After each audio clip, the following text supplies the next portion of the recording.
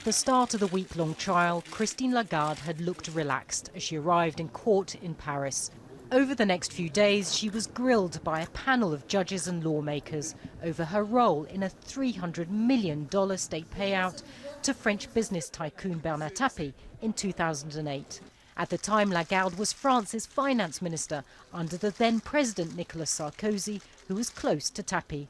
Accused of negligence and a misuse of public funds, Lagarde denied the claims and chose to defend herself alongside her lawyers. She is very determined.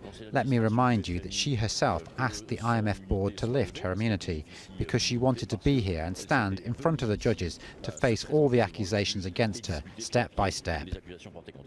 The trial heard evidence from witnesses, including several former French ministers.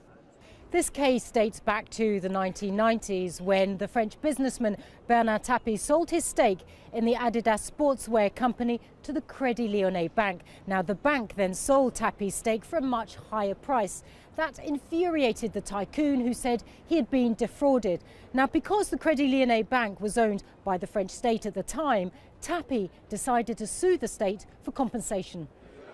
Judges examined why Lagarde took the unusual decision to send the case to an arbitration panel rather than a regular court. Arbitration is something that's usually done in business law, also in public affairs. It's not illegal, but it's something that you don't do often in France, and definitely not if you're a minister. It is legal, but is rarely done, and public opinion is not ready for that. The IMF chief said she acted in good faith to end a long legal row. The prosecutor said he's against convicting Lagarde, saying the evidence to support the negligence charge was too weak.